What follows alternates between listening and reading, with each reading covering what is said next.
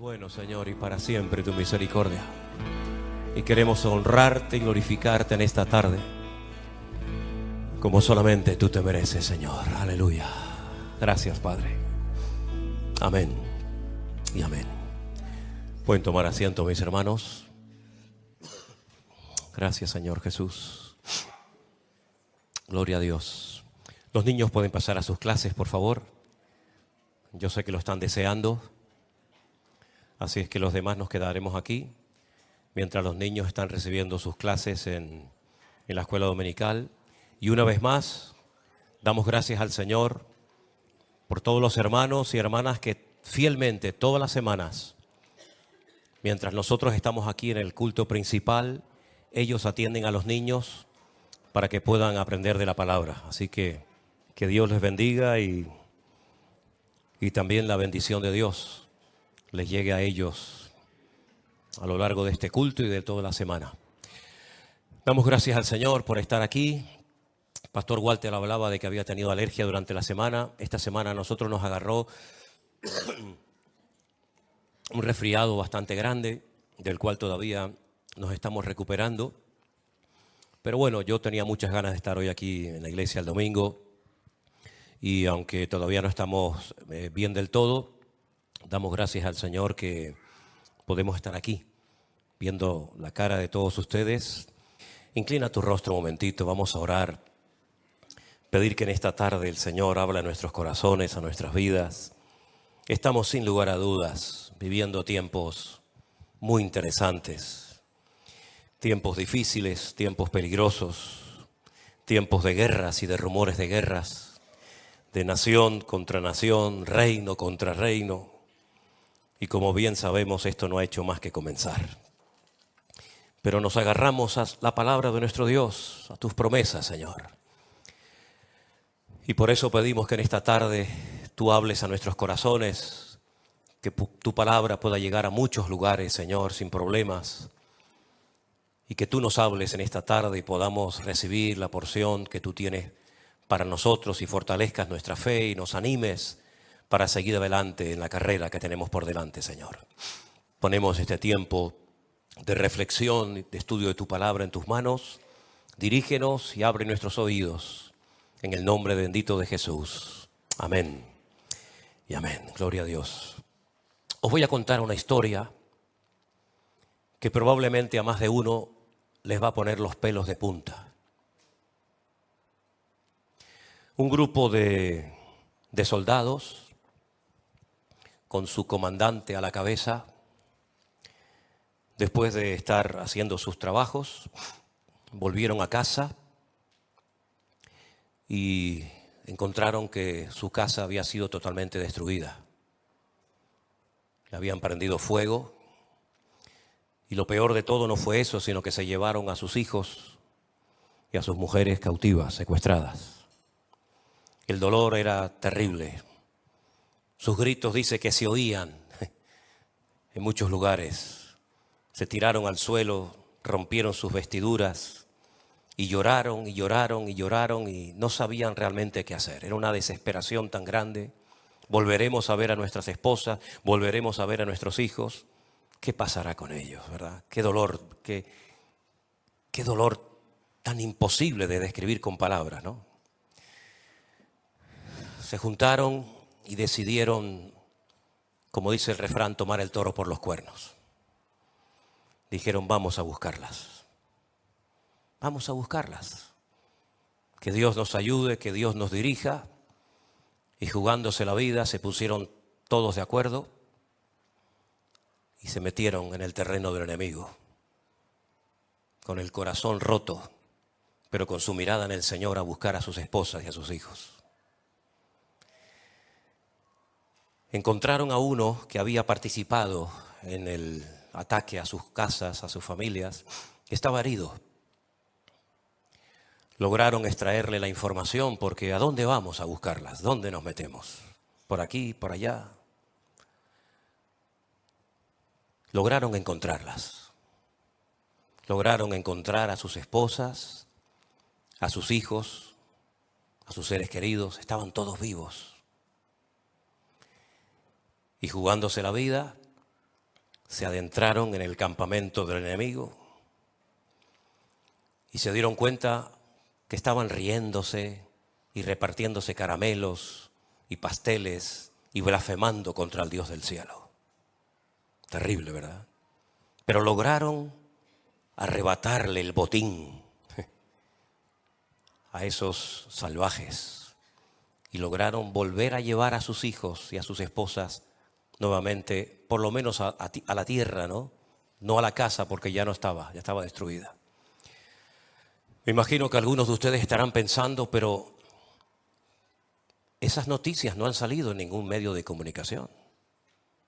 Se sigue hablando de más de 250, tampoco se sabe exactamente el número de los que han sido secuestrados, pero en ningún canal de televisión, en ninguna radio, en ningún periódico, se nos ha dicho que un grupo de soldados israelíes entraron en el campamento del enemigo y lograron llevarse de vuelta a sus hogares, a sus hijos y a sus esposas.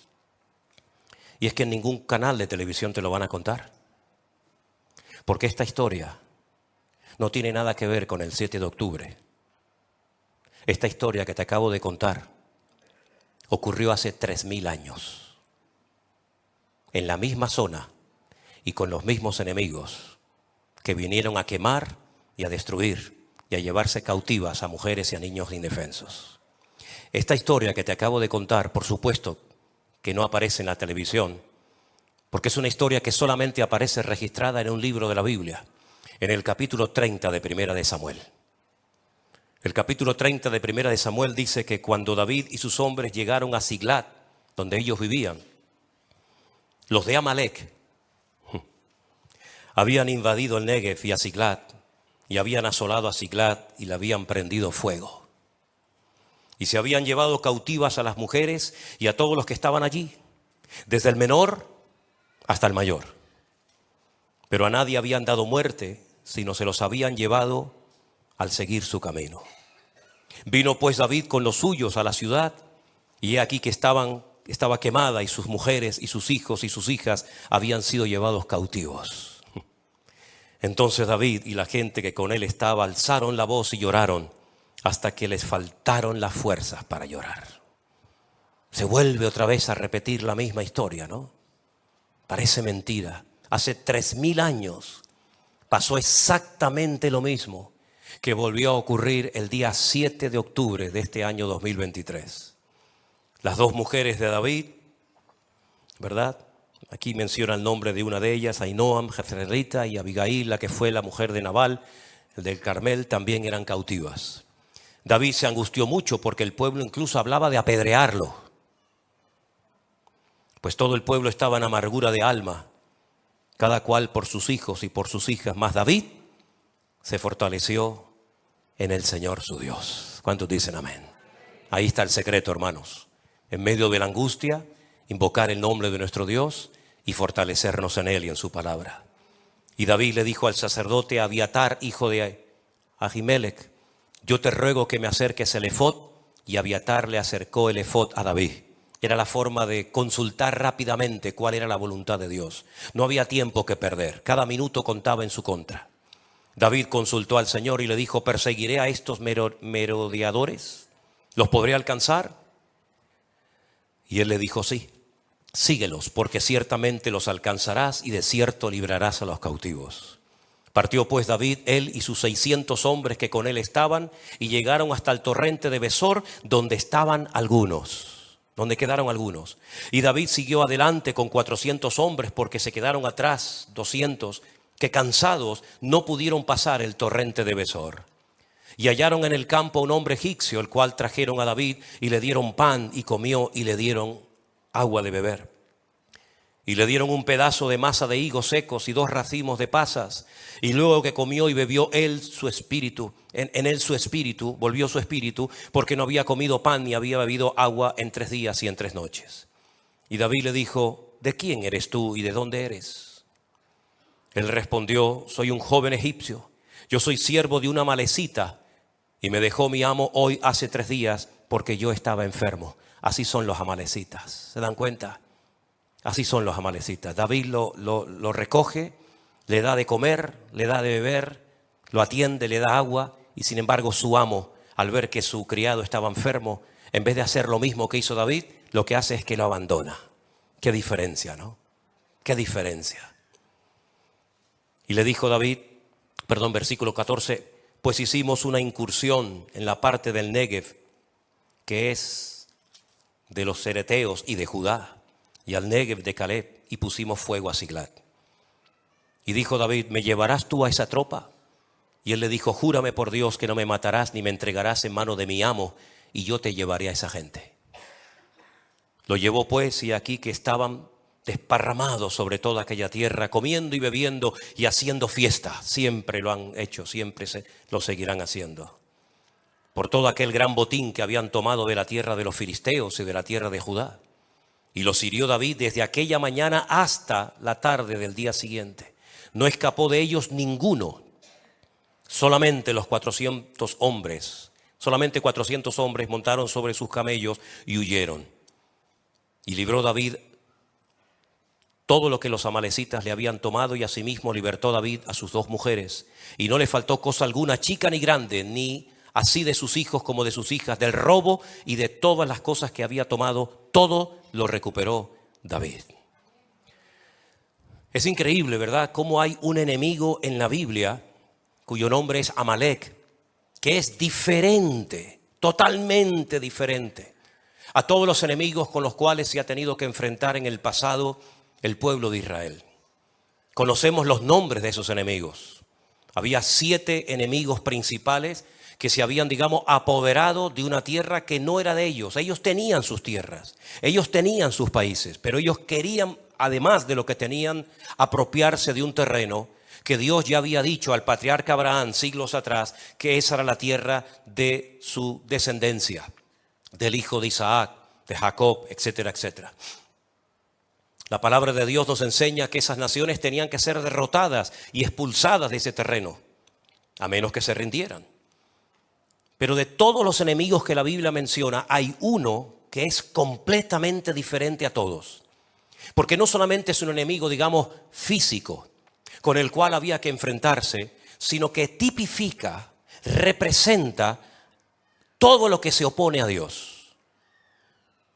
Ese enemigo llamado Amalek, si hiciéramos, los cálculos que se pueden hacer, ¿no?, para saber cuál es el valor numérico de su nombre en hebreo, suma 240. Y ustedes dirán, ¿y esto a qué viene? Esto viene que la palabra duda, que es safek, también tiene el mismo valor numérico, 240. Y es que este enemigo siempre está ahí. Pero hay algo que cuando se hace, ese enemigo como que se despierta y decide atacar y exterminar al pueblo de Israel. Porque si uno analiza uno por uno, no tenemos tiempo para hacerlo ahora, pero si uno analiza uno por uno los enemigos con los cuales se ha tenido que enfrentar esa nación, cada uno tiene su característica.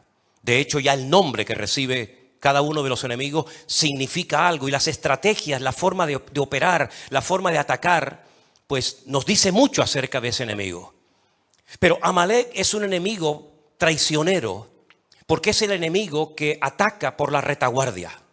No es el enemigo que viene de frente. ¿Se acuerdan cuando, por ejemplo, aquel paladín, aquel enorme gigante representante de los filisteos, desafió al pueblo de Israel? No lo hacía a escondidas. No mandaba cartas, no mandaba mensajeros, sino que él daba la cara y él desafiaba públicamente durante 40 largos días al pueblo de Israel. Y pedía que uno solo se atreviera a pelear contra él. Pero Amalek no actúa de esa manera. Amalek es un ser resentido, y sabemos que las personas resentidas son personas muy peligrosas. Amalek es la representación y la personificación de la maldad, del odio. No tiene ningún tipo de escrúpulos. Lo mismo le da matar a una persona pequeña que grande, de pecho o de lo que sea.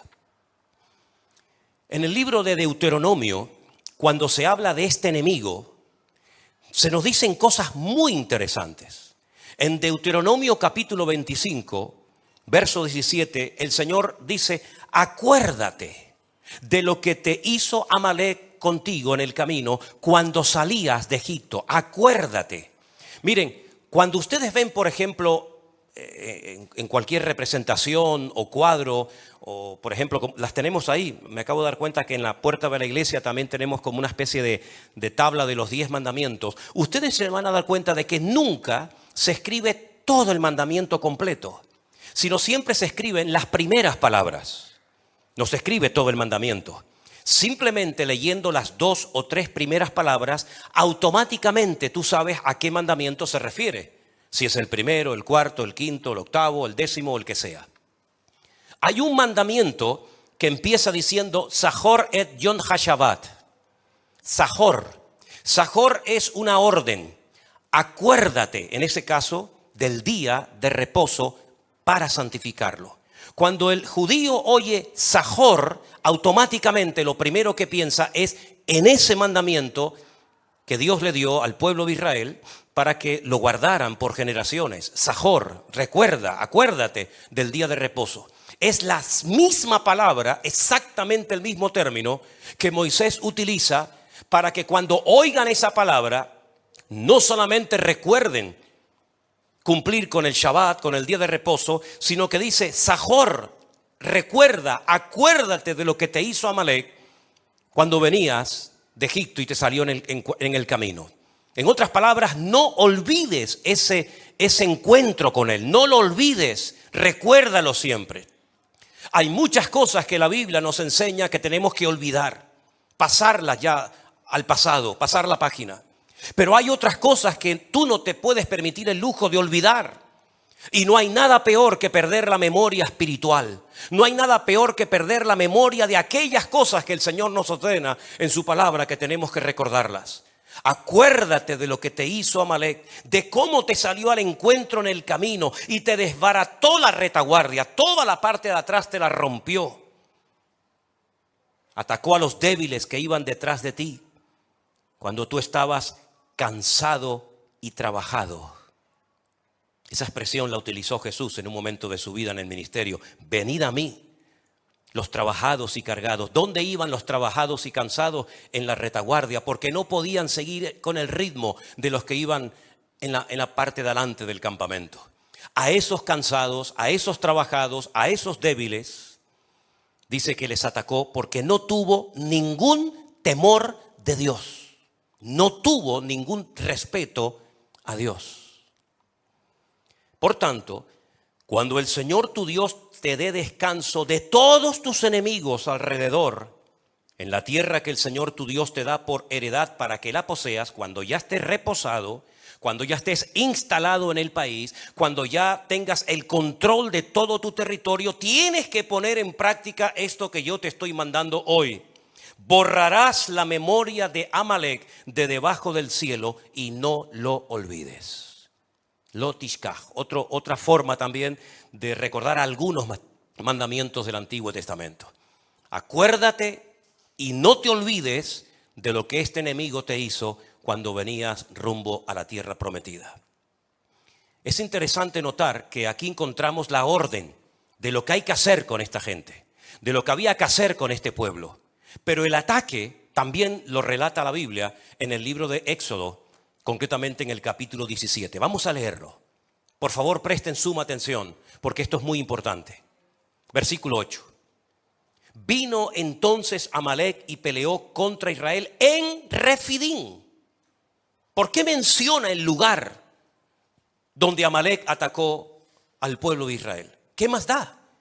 No. Hay que recordar que donde te atacó por primera vez Amalek no fue en el monte Sinaí, no fue cuando ibas a cruzar el río Jordán, no fue cuando recién salías de Egipto, o cuando estabas en Cades Barnea, o cuando estabas en cualquier otro lugar, sino te atacó en Refidim.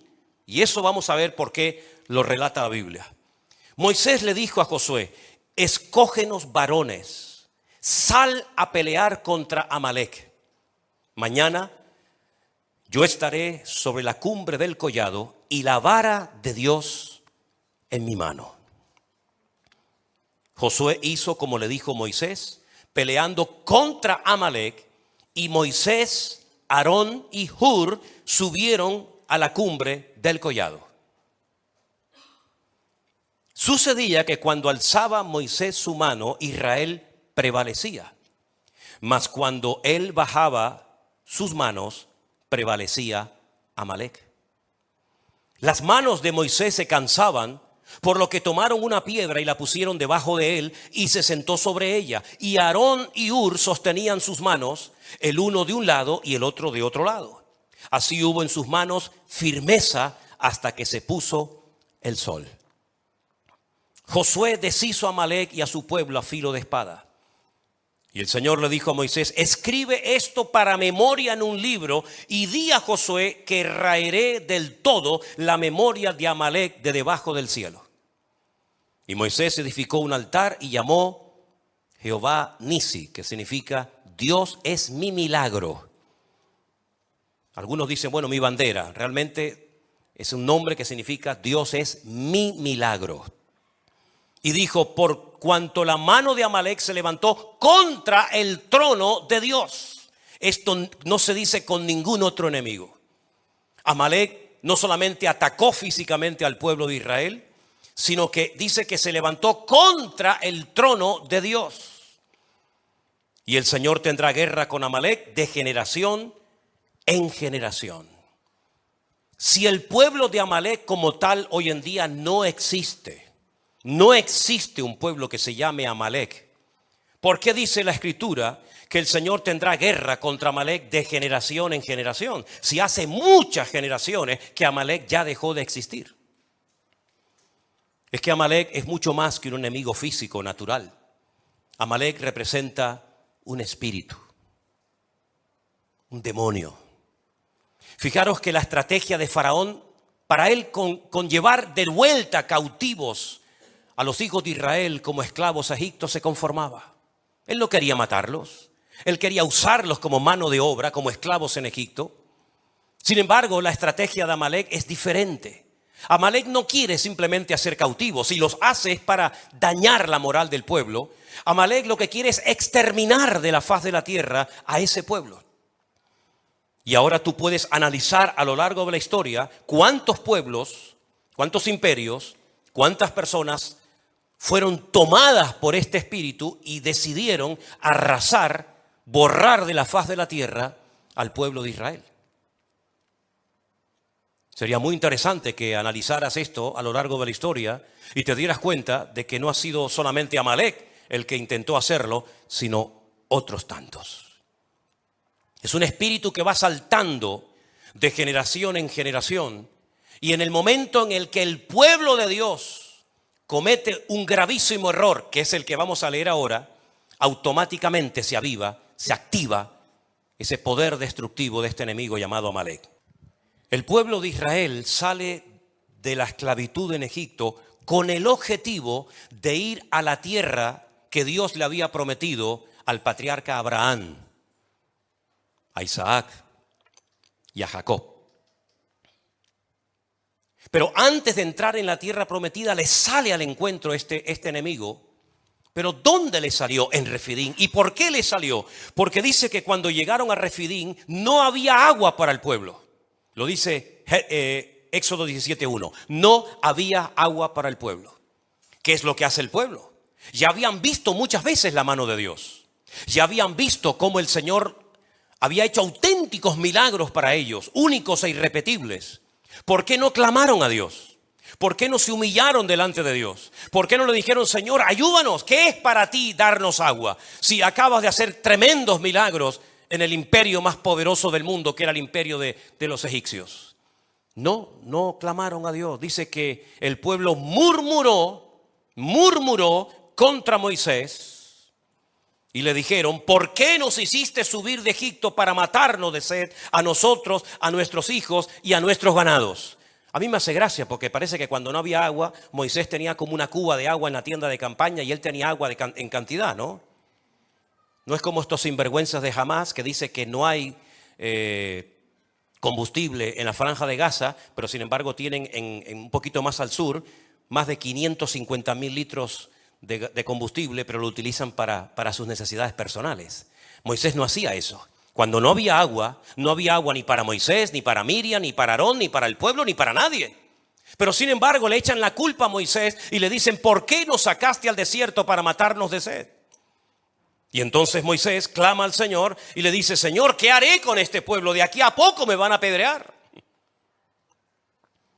Y el Señor le dijo, pasa delante del pueblo y toma contigo a los ancianos de Israel y toma también en tu mano la vara con la cual golpeaste el río Nilo, cuando lo golpeaste y se transformó en sangre. Coge esa vara y ahora vete a la peña de Oret, golpéala y saldrá agua y beberá todo el pueblo.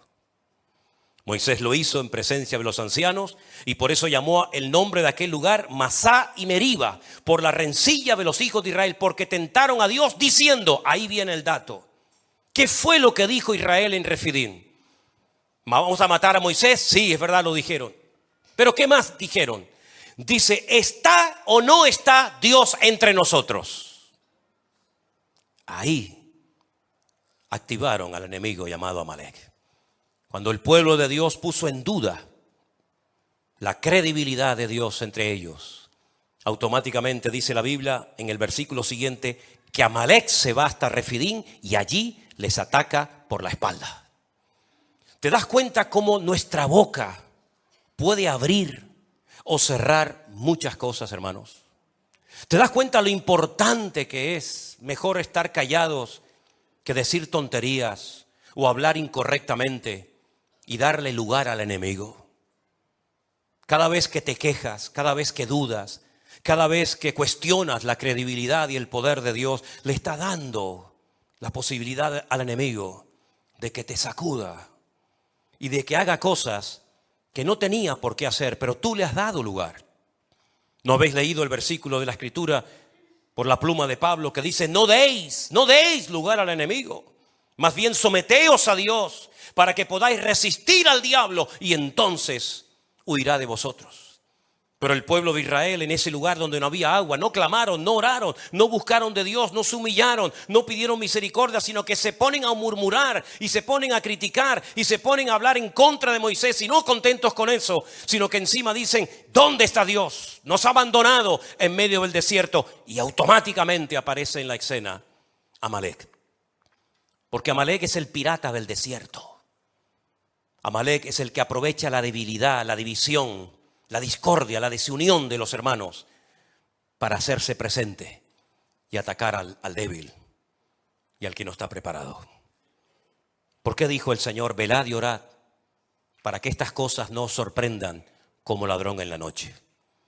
Estamos viviendo tiempos tremendamente interesantes y peligrosos, donde vemos que el espíritu de Amalek ha vuelto otra vez a apoderarse de un grupo de personas que ya no solamente quieren una parte del territorio de Israel. Eso ya lo podían haber tenido los árabes hace muchos años, hace muchísimos años, desde los años 48 en adelante, en varias ocasiones. Se les ofreció casi más de la mitad a los árabes y pequeñas porciones desérticas y de mala manera al pueblo de Israel. Israel siempre dijo sí, lo aceptamos. Nos mandan al desierto donde no hay agua, no importa, allí vamos. Nos mandan a tierra de piedras, no importa, allí vamos. Los árabes siempre rechazaron la oferta, da igual quien se las ofreciera, de tener como mínimo la mitad de su territorio, pero no quisieron. Perdieron una oportunidad histórica. Pero ahora este grupo ya no quiere la mitad del territorio, no solamente quiere todo el territorio, sino que ahora da un paso más. Ahora han levantado banderas negras en todas las mezquitas de Teherán y de Irán, llamando al mundo musulmán al martirio, porque ahora lo que quieren es exterminar a todos los judíos de sobre la faz de la tierra. Le preguntaron hace poco a un líder de Hamás, si tuvieras la posibilidad de exterminar a todo el pueblo de Israel, que no quedara ni un solo judío sobre la faz de la tierra, y pudieras tener todo el territorio de Israel para ustedes, ¿con cuál de las dos te quedarías? Y él dijo, con todo el descaro del mundo, preferimos primeramente exterminar a este pueblo y después hablamos de tomar posesión de la tierra. ¿Cómo se puede negociar con un grupo de terroristas que son capaces de hacer cosas que no las puedo decir porque si las digo ahora, pues podemos tener problemas con la retransmisión, ¿verdad? Porque son cosas tan fuertes, son cosas tan horribles. Y parece mentira que algunos gobernantes de nuestro país todavía cuestionen que esto se lo merecía el pueblo de Israel. A veces me avergüenzo de ser español.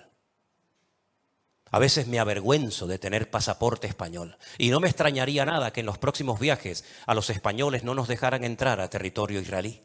Porque ya que no los queremos y encima decimos que son ellos los malos, pues no me extrañaría nada como le hicieron, por ejemplo, a nuestra hermana Silvia y a Anderson cuando hace años viajamos y aquel hombre que dijo aquellas declaraciones terribles contra el Estado de Israel, ¿verdad?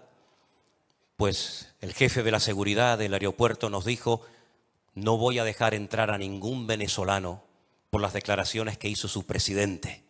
Y por más que le intentamos explicar que nosotros no teníamos nada que ver con eso, pues estuvieron presos. Sí, hermanos, presos estuvo Anderson. Y nuestra hermana Silvia también estuvo presa.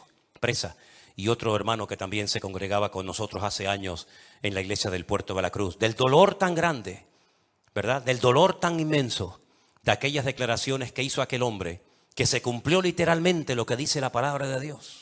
Porque hay reglas de oro que aunque la gente las ignore, funcionan para bien o para mal.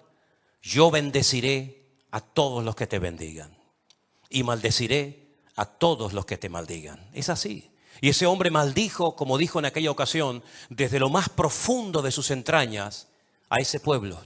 Y en menos de un año, aunque se fue a Cuba y consultó con todos los santeros y brujos, y hasta llegó a Venezuela y sacó los huesos de Simón Bolívar para hacer un ritual para no morir, en menos de un año el cáncer lo agarró por las entrañas y lo consumió. ¿Qué les parece, mis queridos hermanos? Estamos viviendo en unos tiempos tremendos donde la credibilidad de Dios está puesta en tela de juicio.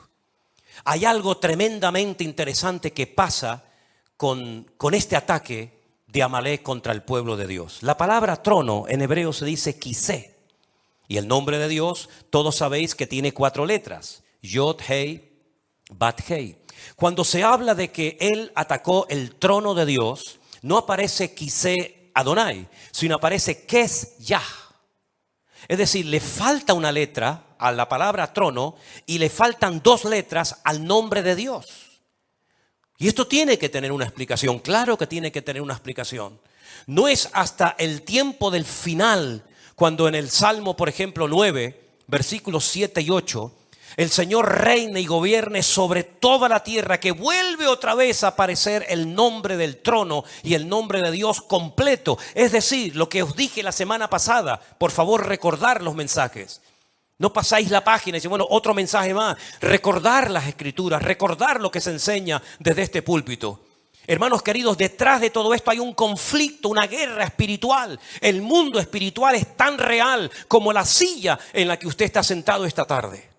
El mundo espiritual es real. Cuando la semana pasada veíamos cómo Daniel oraba y añadía ayuno a su oración. Y estuvo durante 21 días sin probar bocado. Cuando finalmente se aparece el mensajero del Señor, le dice: desde el principio que te dispusiste a orar, tu oración fue oída.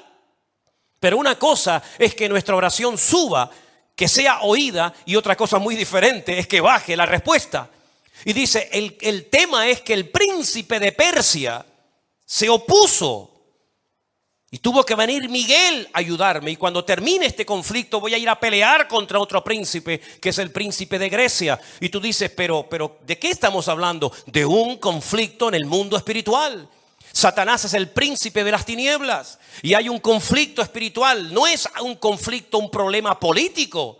Si fuera político, se sientan en una mesa y se resuelve en unos días, en unas semanas en la situación. Es que nunca se va a poder solucionar porque hay un conflicto de tipo espiritual. ¿Quién puede más? ¿El Dios de Abraham, de Isaac y Jacob? ¿O Alá? ¿Quién puede más? ¿El Antiguo Testamento y todas las promesas que Dios le dio a ese pueblo o el Corán? Detrás de todo esto hay este conflicto espiritual y por eso en ninguna tertulia de televisión, en ningún programa de radio y en ninguna parte nadie te va a hablar de esto, sino estos son buenos, estos son malos, hay un genocidio, ahora hicieron esto, ahora hicieron lo otro y siempre lo mismo y repetitivo y se realimentan uno al otro. Porque a Israel le dieron una semana de beneplácito, pero todas las naciones de la tierra se terminarán volviendo en contra de este país, porque así también está escrito en la palabra. Y el único que puede resolver esto, ¿sabéis quién es? El príncipe de la paz, al que precisamente en ninguna reunión lo invitan. En la reunión que hicieron estos líderes del mundo en Egipto, no invitaron al Señor Jesús. Cuando se reúnen los líderes europeos, no lo invitan a Él para que esté presente. Cuando se reúnen los líderes en la ONU, nos dicen vamos a orar y pedirle a nuestro Dios que nos dé sabiduría y revelación y que nos ayude a buscar un remedio a todo esto. El otro día dijo alguien algo muy interesante. Si todos los judíos que están en el mundo esparcidos volvieran ahora todos a Israel, tal vez así se acabaría el problema. Ya no habría problemas en Inglaterra, en Francia, en Alemania, en España o en cualquier otro país. Y alguien le contestó y le dijo, no, tampoco así se resolvería. Porque el objetivo, lo que tienen por escrito, y todos sus seguidores lo saben, es la exterminación del pueblo de Israel.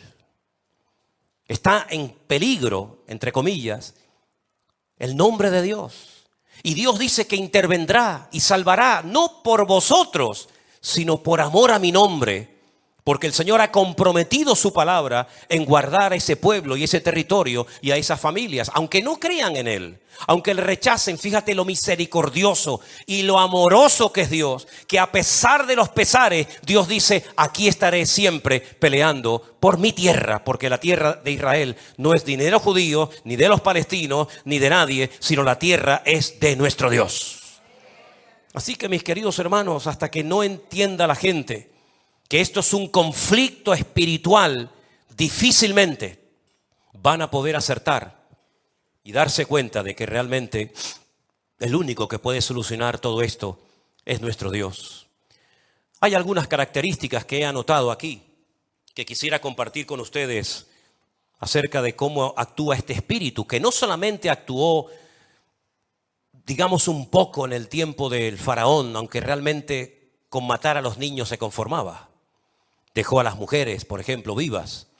Pero sin embargo, si ustedes leen detenidamente, y espero que lo puedan hacer esta semana, el libro de Esther, se van a dar cuenta que el personaje que es usado por el diablo en ese momento de la historia, él quería exactamente lo mismo que quiere ahora esta gente: el exterminio total y absoluto del pueblo de Israel. Pero todos sabemos la historia, ¿no?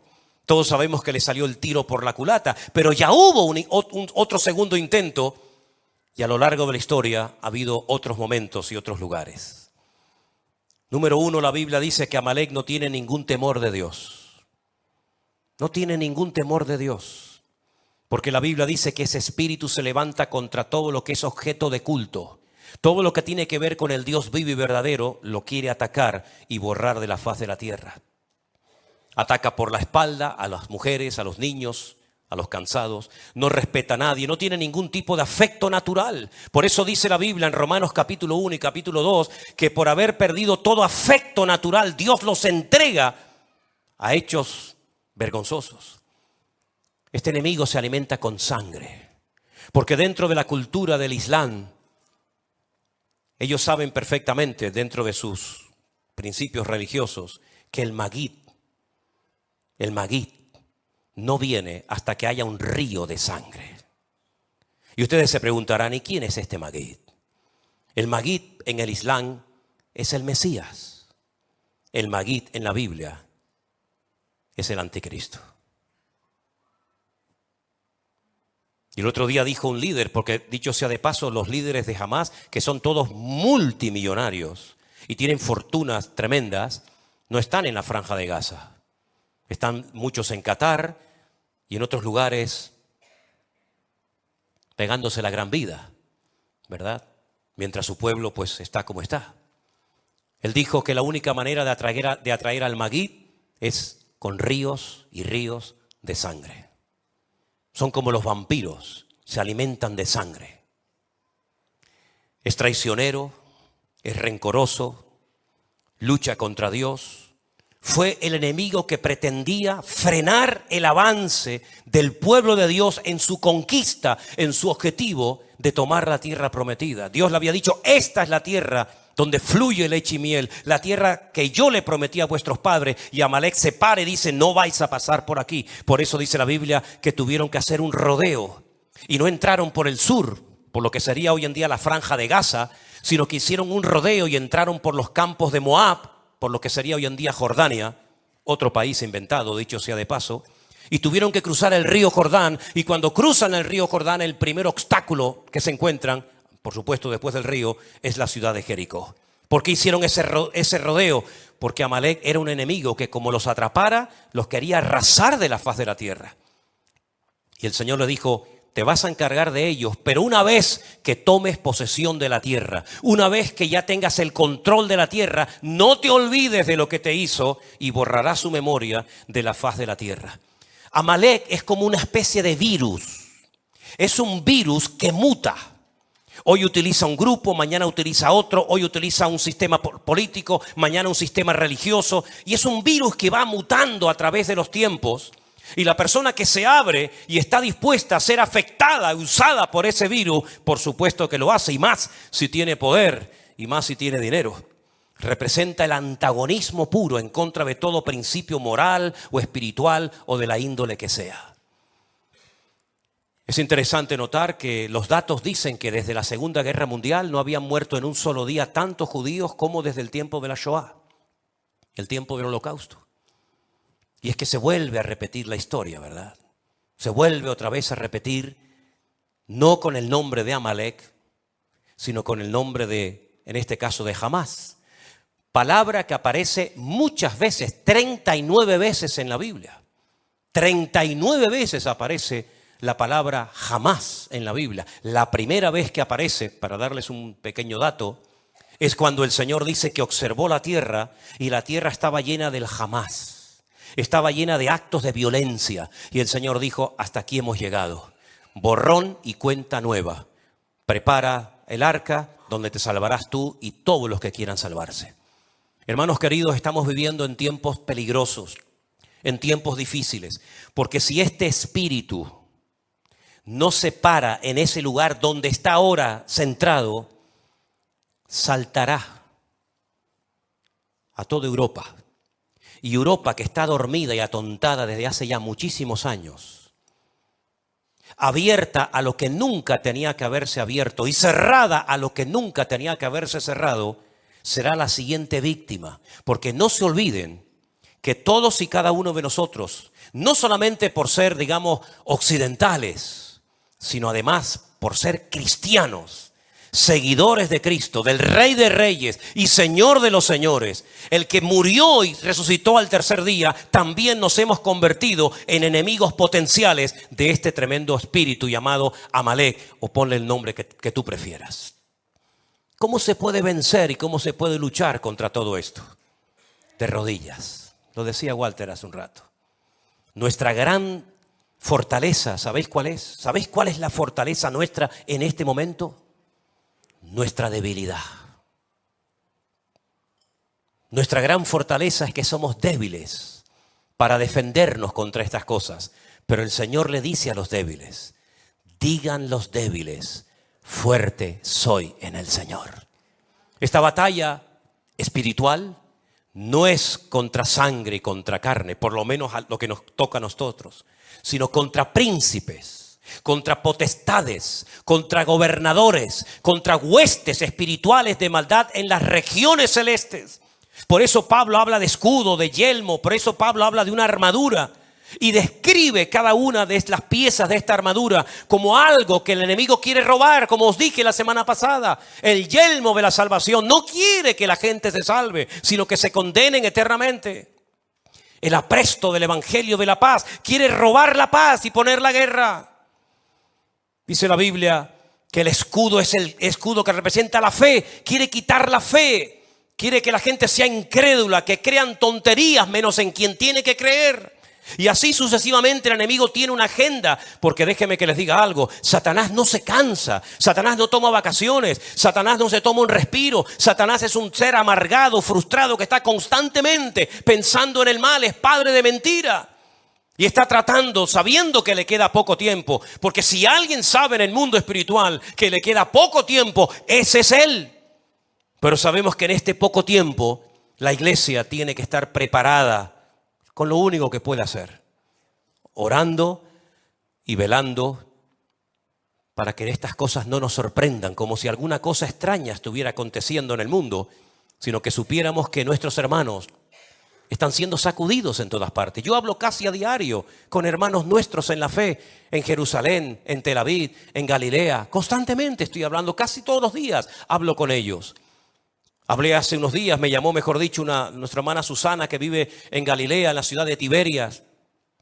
Y estuve hablando con ella, una hermana que cuando ella llegó con su marido, recién terminada la Segunda Guerra Mundial, allí a Israel, queridos hermanos, había 4 creyentes en toda la Galilea, 4 creyentes, y se tenían que ir a lo alto de una montaña a orar a escondida para que los rabinos no les apedrearan y no les escupieran y no los maltrataran. Pero ellos iban a orar y les hacían pintadas en las puertas de las casas y le hacían todo tipo de cosas. Y hoy en día tienen una congregación de más de 400 hermanos nuestros en la fe en la ciudad de Tiberias, en Galilea. Hablando con nuestra hermana Marta desde Jerusalén, me decía exactamente igual. Estamos en una guerra de tipo espiritual y la única manera es apoyarnos, cubrirnos todas las espaldas unos a otros, orando por nuestros hijos, orando por los jóvenes, orando por la familia, orando por los siervos de Dios. Porque dice la Biblia que desde la angustia podremos llegar a invocar el nombre del Señor y el Señor nos responderá y será propicio. Amén, hermanos. Así que, mis queridos hermanos, la historia se vuelve a repetir. La historia es exactamente igual. Vino Amalek, atacó la ciudad donde vivía David, le prendió fuego, se llevó a la mujer, se llevó a los hijos, hizo un desastre, hizo un banquete, regalos, y no había fuegos artificiales, si no los hubieran hecho también. Y 3.000 años más tarde volvemos a ver del mismo territorio, porque siempre vienen del mismo territorio, siempre. Gaza es uno de los pocos lugares del mundo y de la Biblia que tiene el mismo nombre desde el Antiguo Testamento hasta nuestros días. Y es interesante notar lo que la Biblia dice acerca del futuro, de lo que le va a pasar a Gaza. No lo digo yo. Yo siempre digo a la gente cuando, saben que como dije el otro día, se ha puesto muy de moda eso de te cogen un vídeo, uno te parte hacia la mitad y se pone al lado. Escuchen, miren lo que dice este hombre, miren lo que dijo. Se ha puesto de moda esa historia, ¿no? Pues, queridos hermanos, estamos viviendo en unos tiempos en los cuales necesitamos doblar la guardia. ¿Oramos? Sí, hay que orar más. Buscamos el rostro de Dios, nada más empezar a la mañana, hay que hacerlo mucho más.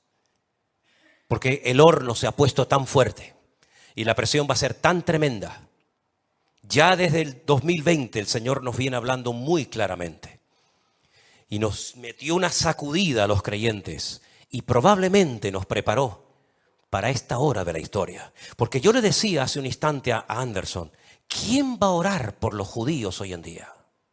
¿Quién va a doblar rodilla para orar por ese pueblo? ¿Los musulmanes?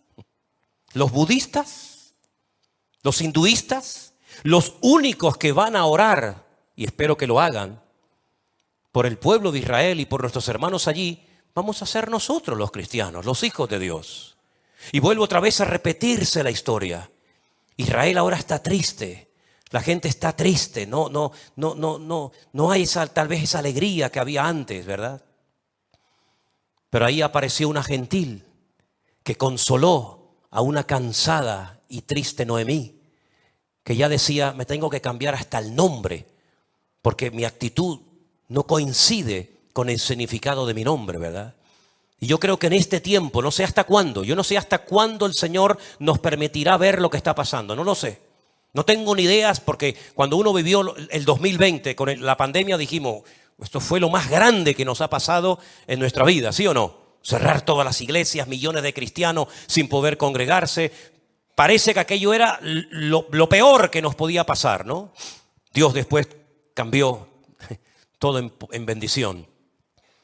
Pero ¿hasta dónde nos permitirá ver el Señor?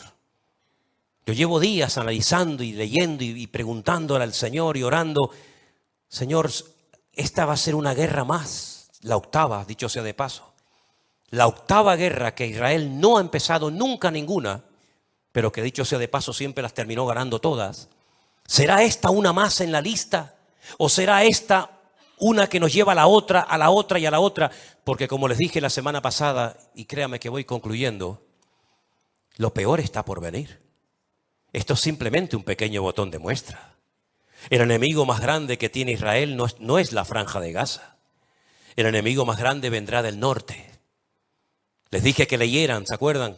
Ezequiel 38 y 39, God, Magod, Mesed y Tubal, que dice que el Señor los agarra por las quijadas y le dice, ven, yo soy el que te voy a llevar a mi tierra y aquí te probaré. Y dice la Biblia que hasta lugar de sepultura tiene el Señor preparada para God. ¿Os habéis preguntado alguna vez cómo el Señor le permite a God ser enterrado en tierra de Israel? ¿De dónde desciende God? ¿Qué fue lo que hizo un descendiente de God en el pasado para que Dios le permita ser enterrado en Israel? Cuando dice la Biblia que llegará hasta la altura del monte de los olivos y cuando quiera tomar posesión de la tierra gloriosa, hasta ahí llegará, ¿verdad? Su poder destructivo. Sabemos, queridos hermanos, que hay naciones tremendamente poderosas con un armamento nuclear que podrían destruir, según han dicho ellos, 9 veces el planeta Tierra, que no sepa que tienen tanta, con uno que lo destruyan ya vale, ¿no? 9 veces podría destruir cualquiera de esas naciones el planeta Tierra. Una de esas naciones, junto con una confederación gigantesca de naciones, volverá a atacar a Israel por el norte. Lo sabemos, queridos hermanos. Esto es simplemente un pequeño botón de muestra de lo que va a ocurrir en el futuro. Y la pregunta es, ¿y Dios dónde está en todo esto? El otro día una persona de la ciudad de Modi'in, una ciudad preciosa que está entre Tel Aviv y Jerusalén, me llamaba por teléfono y me decía, tú sabes que yo no soy muy creyente, pero sé que tú como pastor me puedes tal vez responder a esta pregunta. ¿Dónde estaba Dios el día 7 de octubre? Su hija había comprado una entrada para ir a ese festival de música por la paz. Por la paz y por el amor. Pegaditos a la franja de Gaza, porque dicho sea de paso, casi todos los habitantes del sur de Israel siempre tiraban más, ¿no? A lo pro-palestino, a ayudarles. Desen cuenta que los invernaderos, las fincas enormes, que por cierta hora se están echando a perder multitud de cosechas porque no hay mano de obra, todos los días entraban de la franja de Gaza 20.000 trabajadores para trabajar en Israel. Y luego por la noche volvían a su casa y al día siguiente volvían. Y había personas, por ejemplo, una de las señoras que fue, digamos, liberada el otro día, esa señora de 80 y pico de años, se encargaba de llevar a gente enferma de la franja de Gaza a hospitales de Israel pagado por su bolsillo para ayudarles a los pobrecitos. Y después resulta que se la llevaron en una moto, que no la mataron a palos de milagros y la liberaron. Y uno dice, sí, pero es que al final ella le dio la mano y le dijo, Shalom Leja, ¿verdad? Le dijo, la paz sea contigo al que la llevaba. Y claro, no se olviden que su marido sigue estando allí en la franja de Gaza, retenido, ¿verdad? Así que mis queridos hermanos, este ataque que hemos visto en estos días no ha sido simplemente un ataque contra un pueblo. Permítame decirles que en este momento hay personas secuestradas de los Estados Unidos, muchos argentinos, españoles, peruanos, colombianos, franceses, alemanes, austríacos, italianos, tailandeses, de Nepal, de Inglaterra, de Canadá, México, Chile, Brasil, Panamá, Ucrania, Irlanda, Filipinas, Tanzania y probablemente alguno más. Fue un ataque contra el mundo. No fue un ataque simplemente en un lugar específico y ahí quedó todo. El objetivo es borrar a nuestro Dios y a su pueblo de la faz de la tierra. Pero dice la palabra de Dios que aunque un ejército acampe contra nosotros, no tiene que temblar nuestro corazón ni tener miedo, porque el Señor es nuestra luz y nuestra salvación. No hay que tener miedo, no es tiempo de temblar, no es tiempo de cobardía, es tiempo de clamar a nuestro Dios vivo y todopoderoso para que Dios cuide a su pueblo, para que Dios proteja nuestras vidas y para que este tiempo sea un tiempo que sacuda a muchos de un lado y de otro y caigan postrados de rodillas, reconociendo que el Señor Jesucristo era y será por la eternidad el verdadero Mesías. Y es increíble la cantidad de milagros que ocurren muchas veces, tanto en un bando como en otro, donde el mismísimo Señor Jesucristo se presenta a esas personas y se revela como el camino, como la verdad y la vida. Y hay muchos testimonios que así lo confirman. Así que mis queridos hermanos, oremos, clamemos al Señor. Porque el Señor es el único que tiene el control y es el único que puede poner lo que tenga que poner en esta situación difícil. ¿Cuántos dicen amén? Cierre sus ojos, por favor, un momentito en esta noche, ahí donde estás. Y hermanos, piense solamente por un instante en esto.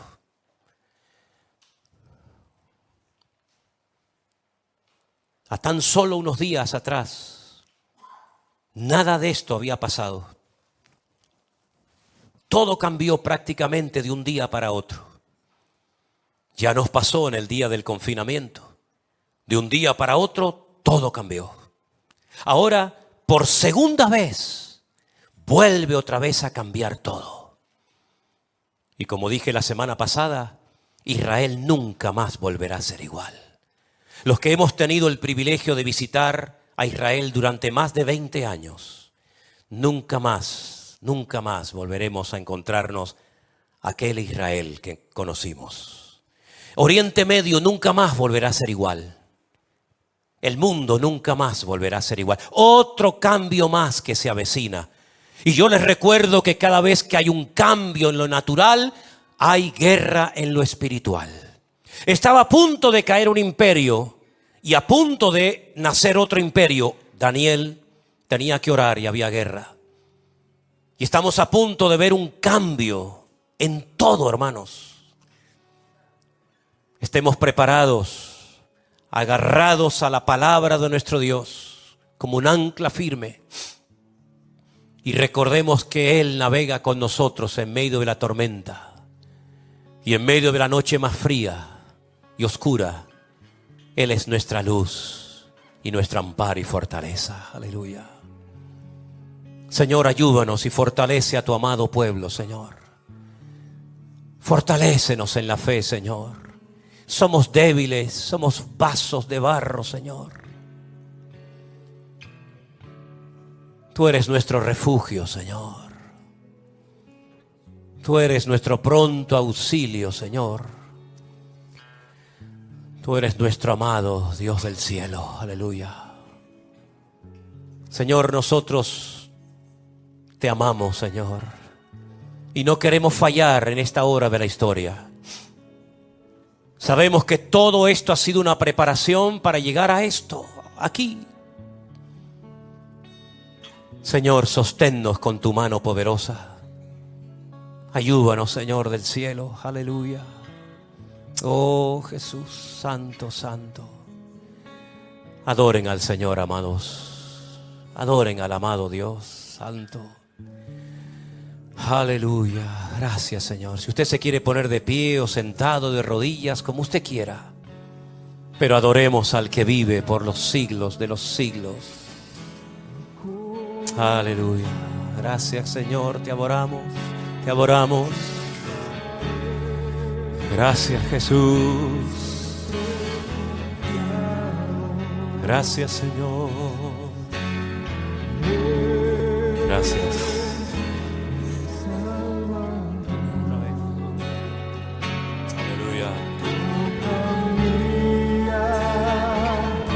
Salvación.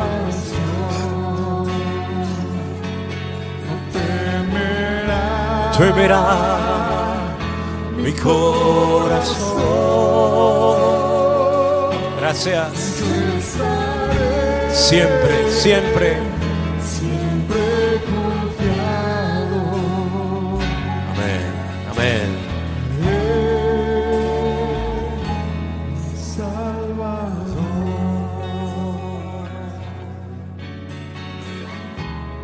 Te adoramos, Jesús. Qué bueno es alabarte y anunciar por la mañana tu misericordia y tu fidelidad. Tú eres mi fortaleza En medio de la angustia, tú eres mi pronto auxilio en la tribulación. Una vez más, qué bueno es alabarte y anunciar por la mañana tu misericordia y tu fidelidad. Tú eres mi fortaleza En medio de la angustia, tú eres mi pronto auxilio en la tribulación. Roca mía, salvación, no temerá mi corazón. Yo estaré siempre confiado en mi Salvador.